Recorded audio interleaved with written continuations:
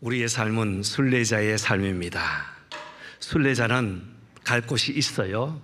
그런데 여정을 다 돌고 마지막 이제 고향집으로 돌아가는데요, 이 찬양이 얼마나 은혜로운지 불러도 감동이 되고 또 들어도 감동이 됩니다. 아득한 나의 모든 삶을 마치고 이 땅의 고생을 다 할지라도 주님께서 아신다는 고백입니다. 우리의 머리털 하나까지 세심받으신 하나님께서 우리의 삶을 인정하시고 지켜주시는 줄 믿습니다. 마지막에 보면 늘 지켜준다고 했죠. 늘 지켜주시는 하나님의 은혜가 오늘 저와 여러분의 신앙 고백이 되기를 주님의 이름으로 축복합니다. 사람은 살아가는 발자취에는 꼭 흔적이 남게 되어 있습니다. 과거의 아픈 상처의 흔적도 있고 또 좋은 기억하고 싶어 하는 흔적도 있습니다. 바울이 1차, 2차, 3차 전도를 쭉 하면서 하나님의 그 은혜로 가는 걸음걸음마다 하나님께서는 함께 하셨습니다. 거기에는 흔적이 있었습니다. 1차 전도 여행을 마치고 이제 2차 아시아 지역을 돌던 중에 유럽 지역에 있는 마게도냐 지역에서 와서 우리를 도우라는 환상을 가지고 유럽 지역으로 가게 되었죠. 첫 번째 성에 들어갔는데 빌립보 성이었습니다. 복음을 전하다가 감옥에 갇혔어요. 실로와 함께 감옥에 갇혔다가 천사가 밤에 감옥 문을 열어주었습니다. 그로 인해서 모든 일들이 풍요롭게 또 원활하게 풀렸으면 어떻게 얼마나 좋았겠습니까? 하나님의 은혜가 있는 만큼 핍박도 있었어요. 그래서 데살로니가로 지역으로 옮겼는데 여기에도 역시 핍박이 있었습니다. 핍박은 있었지만 바울은 그 지역을 떠났지만 거기에는 복음의 씨앗이 떨어져서 하나님을 섬기는 사람들이 생겨나게 됩니다. 여러 과정을 통해서 고린도에 있는 동안에 데살로니가 교회가 궁금하던 차에 그 소식을 듣고 감사했더라 하는 말씀을 지난주까지 드렸습니다. 지난주에 주를 힘입어 삽시다 하는 제목으로 말씀을 전했습니다. 그런데 데살로니가 교회의 소식을 듣고 난 이후에 편지를 써서 디모데에게 보냈는데 디모데 편으로 보낸 그 소식이 돌아오지 않아서 얼마나 마음 졸였는지 모릅니다. 오늘 2절 말씀 보시면 하나님의 일꾼인 디모데를 보내노니 너희를 굳건하게 하고 너희 믿음에 대하여 위로함으로 라고 되어 있습니다. 7절 말씀에도 위로한다는 말씀, 위로를 받았다는 말씀으로 위로라는 단어가 또 나와요. 그래서 오늘 제목을 위로받고 위로하며 삽시다 라고 제목을 잡았습니다. 처음에는 말씀을 준비하고 주보에 싣기까지는 위로받고 삽시다 했는데 위로받고만 살면 너무 이기적인 것 같아서 오늘 화면에는 위로받고 또 위로하면서 삽시다 라고 바꿨습니다. 여러분 함께 축복하면 좋겠습니다. 하나님의 위로를 받고 위로하며 살겠습니다. 옆에 계신 분들에게 한번 축복했으면 좋겠습니다. 하나님의 위로를 받고 하나님의 위로를 나누며 살겠습니다. 고맙습니다. 사람이 살아가면서 힘이 빠질 때 가장 큰 힘을 얻는 것은 물질도 아니고 사람의 힘도 아닙니다. 무엇일까요? 위로입니다. 우는 아이에게 등을 쓰다듬으면서 괜찮아 하는 것은 아무것도 준 것이 없어요. 그러나 그 한마디 때문에 아이는 큰 위로를 받는다는 것이죠. 위로의 힘으로 산다는 것은 얼마나 큰 축복인지 알 수 없습니다. 저와 여러분이 오늘 이 자리에 모여서 함께 예배하는 것은 성삼위 하나님의 위로를 받기 위해서 모인 줄 믿습니다. 한 주간의 삶을 주님께 다시 드리고 한 주간 믿음으로 살겠다는 선포와 함께 하나님 나에게 위로를 주십시오 라는 고백이 바로 예배 시간이라는 것입니다. 오늘 본문을 통해서 바울은 세 가지의 위로를 받고 위로했습니다. 첫 번째는 성도들의 믿음을 보면서 성도들과 그들의 믿음이 큰 위로가 되었습니다. 7절 말씀에 이러므로 형제들아 모든 궁핍과 환난 가운데서 너희 믿음으로 말미암아 너희에게 위로를 받았느니라. 2절 말씀에는 너희 믿음에 대하여 위로함으로 위로하게 되었습니다. 바울이 고린도에서 들은 소식 1장 1절, 2절, 3절에서 나온 것처럼 하나님의 그 사랑의 수고와 소망의 인내를 가지고 사는 그들을 생각할 때마다 바울에게는 큰 위로가 되었습니다. 그리고 오늘 본문에 보니까 그들이 환난과 궁핍 가운데도 믿음으로 말미암아 위로를 받고 있어요. 당시에 믿음을 지킨다는 것은 너무나 힘든 일이었습니다. 왜냐하면 클라우디오 황제가 로마에 있는 유대인들을 다 쫓아내고 핍박이 시작되었습니다. 이들이 로마의 황제의 그 권한 아래에 있으면서 믿음을 지킨다는 것은 쉽지 않아요. 그냥 믿음 지킨다, 오늘처럼 우리가 함께 모이고 또 함께 헤어지고 이렇게 자연스러운 현상이 아닙니다. 그들에게는 궁핍이라는 단어가 실감 왔어요. 사람이 살기 위해서는 생활비가 있고 생존비가 있습니다. 생활비, 생계비, 생존비가 있어요. 생활비는 조금 부족해도 우리의 윤택함을 조금 포기하면 돼요. 생계비는 먹을 것 조금 작게 먹으면 됩니다.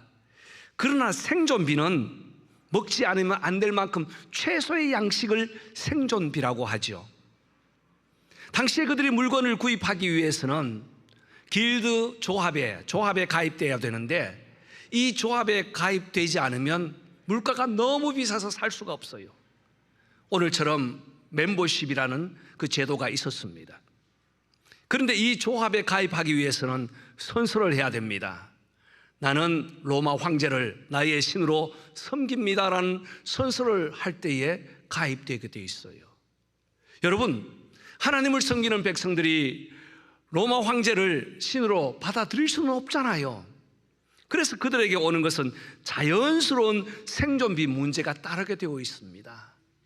그래서 궁핍이라는 것은 최소의 생존비를 걱정해야 되는 이러한 시대에 그들이 믿음을 지키기 위해서 궁핍을 무릅쓰고 하나님을 섬기는 그 마음을 바울이 들을 때에 얼마나 감사하고 위로가 되었는지요. 그렇지, 환난과 궁핍 중에도 믿음으로 말미암아 내가 위로를 받았다, 너희로부터 위로를 받았다고 합니다. 데살로니가 사람들이 이런 믿음을 가졌기 때문에 바울이 그 지역을 떠났지만 여전히 그 사람들을 생각할 때마다 얼마나 감사한지 몰라요. 그뿐 아닙니다. 6절 말씀 보니까 지금은 디모데가 너희에게로부터 와서 너희의 믿음과 사랑의 기쁜 소식을 우리에게 전하고 또 너희가 항상 우리를 잘 생각하여 우리가 너희를 간절히 보고자 함같이 여러분들도 우리를 보고자 하니 마음에 무엇이 되었을까요? 위로가 되었다는 거예요. 그래서 이 위로는 믿음으로부터 받는 위로가 있고 서로 사모하는 사람으로부터 받는 위로가 있는 거예요. 그렇습니다. 바울에게는 실라와 디모데와 같은 협력자가 큰 힘 위로가 되었습니다. 믿음을 받아서 사는 데살로니가 성도들, 궁핍과 환난을 극복하면서 살아가는 그들로 하여금 큰 위로가 되었습니다. 그래서 바울은 그들을 만나고 싶어 했어요. 이 만나고 싶어 했다는 편지를 보내었더니 디모데 편으로 다시 회신을 왔는데 그들도 너무너무 만나고 싶어 한다는 겁니다. 여러분, 사람을 그리워하는 만큼 행복한 시간은 없을 거예요.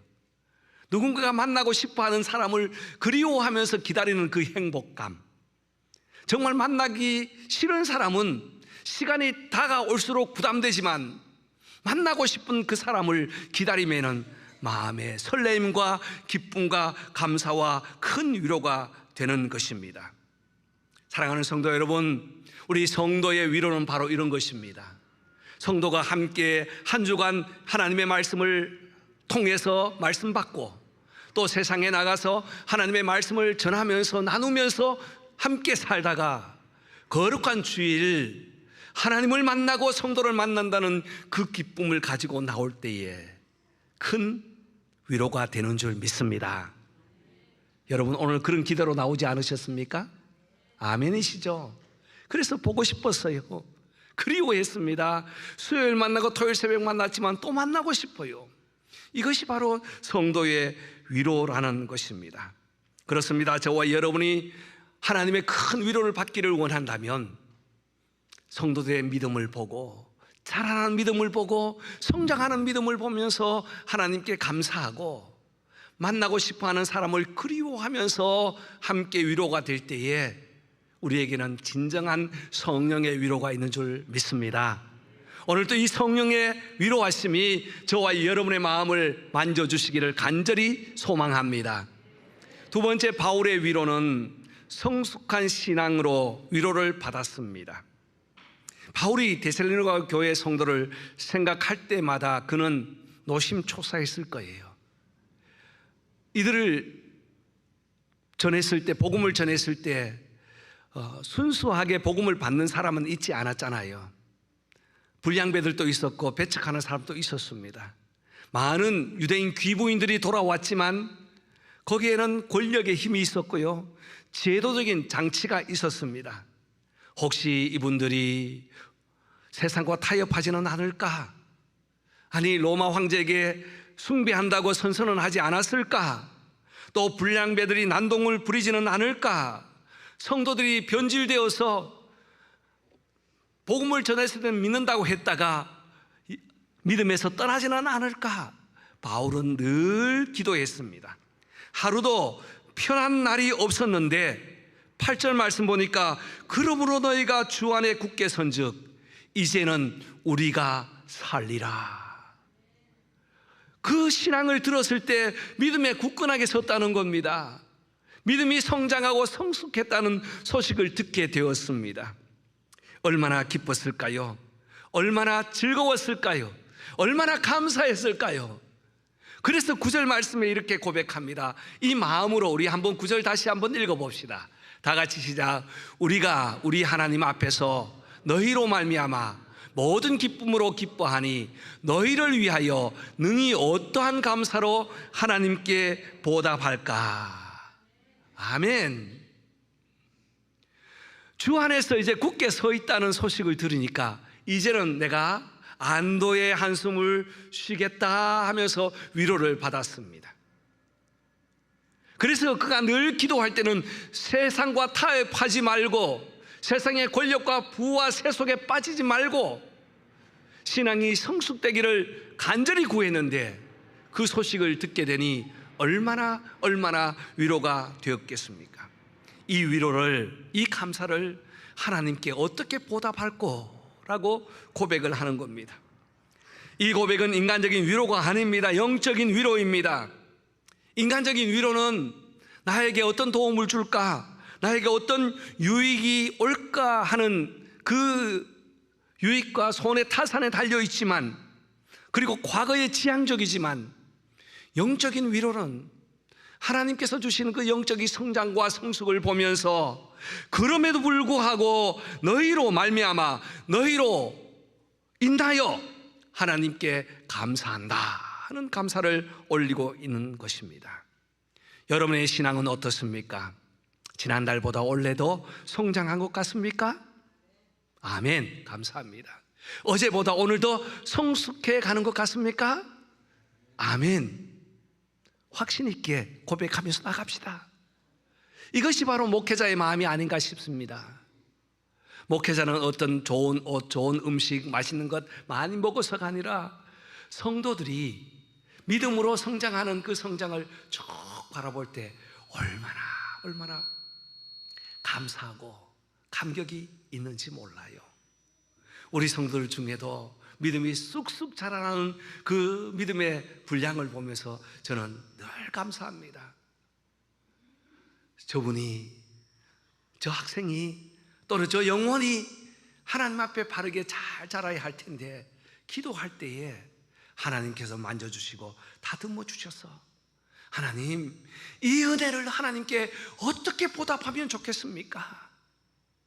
하나님, 성도의 그 성장과 성숙을 볼 때에 얼마나 하나님께 감사해야 되겠습니까? 라는 고백이 바로 진정한 위로가 되는 줄 믿습니다. 저와 여러분들도 내가 전도한 사람, 내가 아끼는 사람, 내가 기도하는 그 심령이 주님 앞에 신앙이 성장해서 성숙해서 그 은혜로 말미암아 하나님께 감사할 때 그것이 바로 영적인 진정한 위로가 되시는 줄 믿습니다. 그래서 우리는 하나님의 위로를 받고 이 위로를 나누게 되는 것이죠. 바울은 세 번째, 부족한 것을 서로 보충할 때에 위로가 되었습니다. 10절 말씀입니다. 주야로 심히 간구함은 너희 얼굴을 보고 너희 믿음이 부족한 것을 보충하게 하려 함이라. 믿음이 부족한 것을 보고 어떤 마음이 생겼습니까? 보충하고 싶은, 도와주고 싶은 마음이 생겼습니다. 위로는요, 서로 도와줄 때에, 서로 보충할 때 생기는 거예요. 믿음도 마찬가지입니다. 기쁨도 마찬가지예요. 타인에게 필요한 것을 공급할 때 받는 기쁨보다 주는 기쁨이 더 있다는 거예요. 여러분도 마찬가지일 거예요. 받을 때 영혼의 진정한 기쁨이 더 넘칩니까?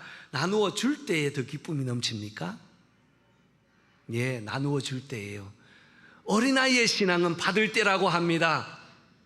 아마 여러분 가운데 받을 때 더 기쁘고 줄 때도 기쁘다고 표현할 수도 있을 거예요. 그렇습니다.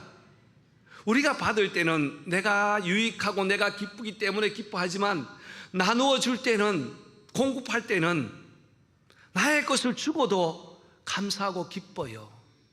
이것이 바로 영적인 위로가 아닐까 싶습니다. 그들을 위하여 주야로 기도하던 바울은 아직 그들의 부족한 믿음을 보고 무엇해 주기를 원했습니까? 보충해 주기를 원했어요. 여러분, 믿음의 성숙은 타인의 믿음을 보고 비판하거나 비방하지 않습니다. 불평하지 않아요. 아직도 필요한 것이 있구나, 나의 도움이 필요하겠구나, 이 마음을 갖는 것이 바로 성숙한 믿음입니다. 그래서 마음의 위로는 다른 사람의 부족한 것을 보충해 줄 때 생긴다고 합니다. 섬길 때, 도와줄 때 느끼는 위로가 얼마나 큰지요. 이것이 바로 부모의 마음이 아닐까요? 부모는 자식이 필요한 것 공급해 줄 때마다 기뻐요. 부모는 계산하지 않습니다. 계산할 때 언제 계산하는가? 아이들이 나에게 무엇 해줘서 이렇게 반항할 때 계산하죠. 그렇지 않고 감사할 때는요, 주고 또 주고 또 주고 싶어 해요. 저희 집에 집사람도 그렇더라고요. 어느 날 냉장고에 가득 차 있어요. 이번 한 주간은 좀 괜찮겠다 하면은 월요일 날 캐나다 갑시다 하면 다 담는 거예요. 그냥 싹 들고 올라가요. 가가지고 계산도 하지 않아요. 아이들에게. 그들이 나보다 더 많은 수입이 있음에도 불구하고. 그것이 바로 부모의 마음이 아닐까요? 돌아올 때는 또 빈 가방 가지고 내려옵니다. 가지고 오는 건 아무것도 없어요. 이것이 바로 부모의 마음이 아닌가 싶습니다. 그렇습니다. 성령은 서로 돕고 섬기고 보충하는 마음을 주시지만 세상은 나를 나타내라 높이라고 충동질합니다. 부족한 것을 보면 세상은 통쾌하게 곧이라고 말하지만 성령께서는 부족한 것을 보면 도와주라고 간구하고 계십니다. 영국의 유명한 캠브리지 대학 교수였고 소설가였던 C.S. 루이스라는 분이 있습니다. 이분이 순전한 기독교라는 책을, 두꺼운 책을 써서 많은 사람들에게, 독자들에게 읽히게 되어 있죠. 그 내용에 보면 이렇게 나와 있습니다. 사탄은 우리가 겸손하지 못하도록, 우리에게 위로받지 못하도록 세 가지의 마음으로 항상 우리에게 유혹한다. 첫 번째는 비교의식이다. 서로 비교하는 것은 위로를 받지 못하고, 비교의식이 강할수록 위로의 마음이 없어진다고 했습니다. 비교해보면 타인이 나보다 더 잘하고 좋은 자질이 있고 능력이 있고 재물과 학벌과 재능이 있으면 비교해서 나는 상대적으로 약해 보이기 때문이다. 남보다 내가 잘하면 교만에 빠지고 남보다 내가 못하면 열등에 빠지기 때문에 비교 의식을 갖지 말라고 했어요. 바꿔 말하면 하나님이 주신 은혜에 감사하라는 거예요. 조금 부족해도, 조금 없어도, 나약해도 하나님께 못하라고요? 감사하면 하나님께서 위로함을 준다고 했습니다. 두 번째는 자기 중심성이 되어서는 안 된다는 겁니다. 이것을 심리학에서는 나르시시즘이라고 하지요. 자기애라는 거예요. 자기 중심입니다. 모든 생각과 판단과 결정을 자기 중심으로 하지만, 사람은 자기 중심성이 있지만 그것이 강할수록 다른 사람을 배려하는 마음이 없어진다고 합니다. 그렇습니다. 성도는 서로 돌아보아 남을 나보다 더 낫게 여기고 인정하고 칭찬해 주는 것이 성도인 것입니다. 그리고 세 번째는 자기 자랑을 하지 말라고 했습니다. 자기 자랑은 비교의식과 자기 중심으로 살아가는 열매가 자기 자랑이라고 했습니다. 이것을 조금 더 고상한 말로 바꾼다면 교만이라는 것이죠. 교만하면 위로받지 못합니다. 교만하면 위로 주지 못합니다. 그래서 부족한 것을 서로 보충하는 겸손한 마음을 가질 때에 우리는 위로받고 위로 줄 수 있다는 겁니다. 여기에서 참된 마음의 평안을 누리게 됩니다. 사랑하는 성도 여러분, 저 여러분께 도전합니다. 나는 무엇으로 부족한 것을 채울까? 나는 무엇으로 부족한 것을 나눌까? 제가 미인 대칭이라고 적어 놓았습니다. 전도학에서 나온 단어인데요, 먼저는 미소 짓자는 겁니다. 가장 좋은 것이 미소라는 거예요. 나가서 전도지 가지고 전도지를 돌리지 말고 사람 만났을 때 흐뭇한 미소를 짓는 것이 바로 한 장의 전도지를 나누는 것보다 10장의 전도지를 나누는 것보다 낫다고 했습니다. 그리고 인사할 때는 상냥하게 인사하십시오. 교회 들어올 때 제가 누차 강조합니다. 오랜만에 만난 사람처럼, 보고 싶었던 사람처럼, 그리워했던 사람처럼 우리 교회는 너무너무 잘하고 있어요. 인사할 때에 이빨이 최소 아래 위로 4개씩 총 8개 이상은 보이도록. 얼마나 좋습니까? 웃으니까요. 예배를 드릴 때도 그렇게 예배를 드리면 너무 좋겠어요. 저같이 마음 약한 사람은 주눅 들어서 못하겠어요. 예, 흐뭇하게 인사하시고요. 대화할 때는 긍정적인 대화를 합니다. 잘했다 칭찬하면서 함께 칭찬할 때에 그 대화를 이뤄가면 서로의 부족한 것을 채워갈 수 있다는 겁니다. 여러분, 우리 교회 시스템 마이크가 지난주에 어떤 분이 손을 대어가지고 완전히 다 없어졌어요. 감사한 것은 한 분도 불평이 없더라고요. 지금 또 계속 지금 세팅하면 찍찍 소리 나죠? 그렇지만 지금도 우리의 인생은 공사 중이다. 언제까지? 주님 오실 때까지 마치 이 시스템을 계속적으로 맞추는 것처럼 완벽하고 완전한 시간은 없습니다. 주님 오시는 그날까지 부족함을 서로 채워가면서, 부족함을 서로 나누어가면서, 하나님 내가 부족합니다, 성령님 도와주십시오, 아버지의 마음으로 하나님 돕겠습니다 하는 마음을 가질 때에 우리 안에는 참된 위로가 있는 줄 믿습니다. 말씀을 정리합니다. 믿음 안에서 성도들과 그 믿음이 서로 위로가 되고요, 믿음 성장과 성숙하는 그 신앙을 보면서 위로가 되고, 우리의 믿음을 서로 보충해 갈 때에 그것이 진정한 위로가 됩니다. 이 세 가지를 동시에 한 번에 이루어 주신 분이 계십니다. 누구입니까? 예수 그리스도이십니다. 예수 그리스도께서는 우리의 믿음을 보시고 얼마나 기뻐하실까요? 우리가 주님을 사모하듯이 주님은 100배 1000배로 우리가 주께로 돌아와서 회개하고 다시 깨끗한 심령으로 살기를 원하십니다. 우리의 믿음을, 약한 믿음을 보충하기를 원하시는 성령님께서는 오늘도 말할 수 없는 탄식으로 우리를 위하여 간구하시며 우리의 연약함을 채워주십니다. 이 위로를 받고 위로를 나누는 우리 모든 성도들 되시기를 주님의 이름으로 축복합니다. 기도하겠습니다.